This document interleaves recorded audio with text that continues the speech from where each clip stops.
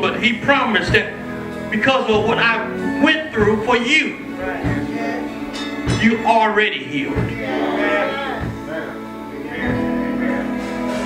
I want us to continue to lift our pastor up as a miracle example.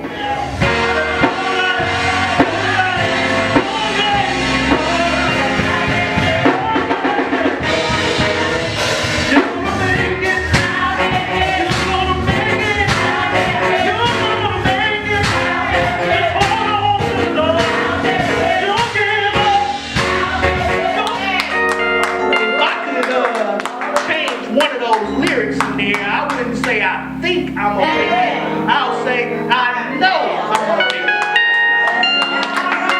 it. And the reason I'm sure that I'm gonna make it is because there's a man upstairs who loves me so much that he did everything in his power to make sure that I will make it. I want you guys to turn with me to Matthew 6. Right. We're going to go from verse 25 to 34. Amen? Amen. Therefore I say unto you, take no thought for your life, what ye shall eat, or what ye shall drink, nor yet your body, what ye shall put on. Is not the life more than the meat, and the body more than raiment? Behold the fowls of the air, for they sow not, neither do they reap, nor gather into barns. Was not arrayed like one of these.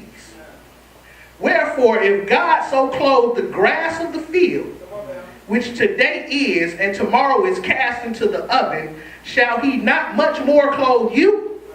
O ye of little faith, you don't have to worry. All right. So that's going to be the tag of this sermon today. You don't have to worry. All right. One morning, Death was walking into a city when a man stopped him and asked what he was doing. So Death answered. He said, I'm going into the city to kill 10,000 people. The man replied, that's terrible that you would kill 10,000 people. Death responded, taking people when their time has come is my job. Today, I have to get my 10,000. Later, as Death was coming out of the city, the man met him again. This time, the man was furious. He said, you told me you were only going to take 10,000 people, but 70,000 died today. Death answered, don't get mad at me. I only took 10. Worry killed the rest. Sorry, the reason why worry kills more people than work is because more people worry than they work. Worry has become an American pastime. For many people, worry has become so ingrained in their personalities that they've only seen things through a lens of worry. Now, I'm not going to tell you that there's not a lot of things in life that could cause worry. I mean, if you think about it, there's the high cost of living, a worsening economy, nuclear threats of nations, terrorism, widespread job layoffs. My favorite is a brand new president we know is a racist because he said he was a racist. And we tripping on him, right? But this is not the first president that we know is a racist. And let me give you one little quick piece of advice before we get really into this. Ain't no president ever made you rich. Ain't no president ever kept you poor. Keep doing what you doing and keep your face where it's supposed to be, and you're going to be just fine under this orange dude with yellow hair. Amen? Fortunately, in the midst of our worry world society, Jesus is not worried. Even better, he has a definitive word for you in Matthew 6:25-34, where he says, don't worry, be hopeful. Amen. Consequently, he provides two reasons you shouldn't worry. Number one is, worry is an exercise in futility. Now, if I'm not mistaken, there was a couple of verses in here where he said he was going to provide food for you. He asked you, if the birds are being fed, why wouldn't I feed you? Now, hold on. I created you in my image, right? I created you to do great things for me. I created you to stand on my word and be my people. So why would I not take care of you? Now, our ancestors have went through a lot of things. They went through slavery. They went through being beaten just to try and get the rights to vote. And they kept moving and kept pushing on. And he provided for them through all of those times. What makes you think he won't provide for you because you got a crazy president in office? It's time to stop sweating the small stuff and start thinking about the big things. That you believe that there's a God. You believe there's heaven after earth. Now, if you got that much faith and that much belief, why is it that you're worried? Because he says, do not worry. If I'm not mistaken, worry is a sin. Worry is when there's nothing you can do about it, but instead of believing that God is going to take care of it, you think that you need to put yourself in his shoes and handle the business. I don't know about y'all, but I'm not trying to handle God's business. I'm going to let God handle all his business by himself. I'm going to be me and let God be who he is all by himself, because he don't need me to be God. Amen? So now I want you to start thinking about some things up in here today. I don't want you to just hear the word and take it and run, but take it and start implementing these things. If you are worried, the word says that's a sin. Jesus does not want a sinning Christian. Am I correct?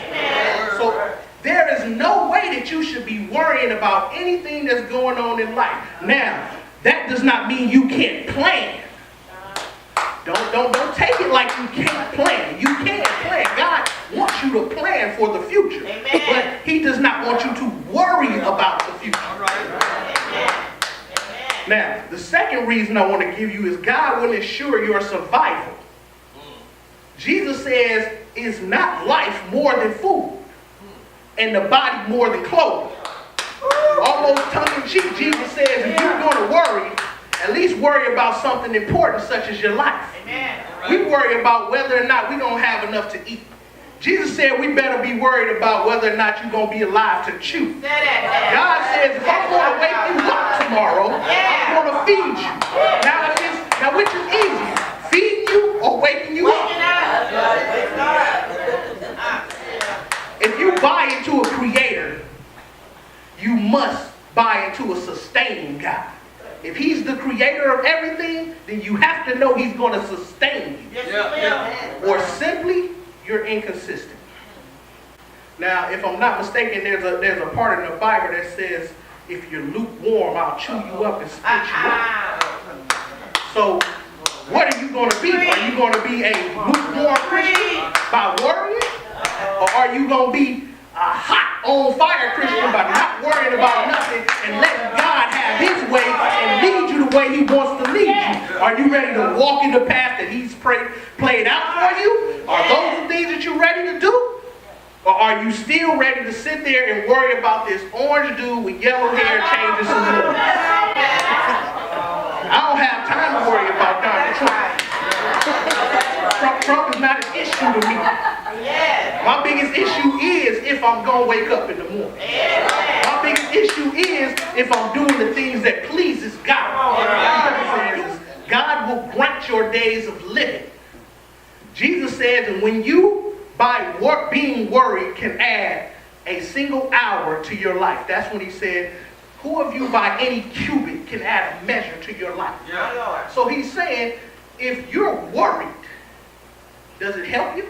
No. You being worried, is that going to extend your life? No. You being worried, is that going to take care of the problem? No. You being worried, is that going to put the food on your plate? No. You being worried, is that going to put the clothes on your back? You being worried, is that going to keep your loved ones in your life? No. But then let me tell you something, you better stop worrying. And be the people that he's called us to be. Let's walk the walk that he told us to walk. That means that if I'm going to walk like Jesus, I got to believe in God. That means that if I'm going to talk like Jesus, I got to show that there's a God in me. That means that if that God's going to be in me, then I'm going to have to do everything I can to show him that I'm worthy of him being with me. There is nothing that he can't do that you cannot ask him for. Now, I'm not going to tell you he's a name it and claim it type of God. No. That's not what I'm saying. But if you put in the work, he's going to be there to benefit you. He's going to take care of you. He said, if you do what I ask you to do, I'll open up a window and pour out more blessings than you could ever receive. How is it that you can even begin to worry about these type of things? I don't know about you, but I ain't got no health problems that's bigger than the Lord. My bank ain't falling down to zero because God makes you be too low. Something else go in there. There are no bills that are not being paid in my house because God has predicted it and God is going to take care of what he said he's going to do. There is gas in my car. Even though I might not be driving it, it's still gas in my car. God is making sure that that's happening for me. You know what? He blessed me with a job. With him blessing me with a job, I can pay my tithe. Not only will I pay my tithe, but I'm going to give an offering. Because not only will we give the tithes and offering, because the offering is to help God's people. If you don't have to worry, that means your mind is freed up to do something else. And if your mind is freed up to do something else, then that means God can count on you to do his work. It's so same God. You know that the God that we serve is a healing God. You know that the God that we serve is a forgiving God. You know that the God that we serve is an almighty God. You know that the God that we serve is the God of the beginning and the end. He was before time, he'll be after time. You know that the God that we serve is going to take care of. You know what? I like Air Jordans on my feet. Since I do the things that God tells me to do, they just let me put them on. I like to be nice, dressed up in a nice suit. Since I continue to do the things that God told me to do, it's just to bless me with that. I continue to study his word, preach his word, and continue to do the things he said he was going to do for me. All he wants me to do is line up with when he called me. As long as I do that, then I know he's going to take care of me. I ain't worried about a thing. There's nothing that the president can do to me. There's nothing that the government can do to me. I don't worry about that because I believe it's the Almighty. The Almighty's going to hold me down. I ain't worried about no illness. I ain't worried about no problems. He got my front and my back. I ain't worried about no issues. He's the God of all chances. And even if I slip, he'll pick me back up, dust me off, and put me back on the path. I ain't got time to be God. It's time to keep moving. Take the word of God literally. Take the word of God however you want to. Here's the word of God. This is the word of God. This is the word of God. Know that there's truth. All I can say to you is that he loved you so much and he took his son from heaven and he died for you. 3 days later, he rose up. Because he took care of everything that needed to be taken care of. The debt was paid. The debt is clear. You don't owe nobody nothing. Walk the way God told you to walk. You're going to be okay. All I say is, God is the greatest. He works with the greatest. And you can never call Muhammad the greatest. I'm going to say God is the greatest. And I don't care what your circumstance says, it's already getting better.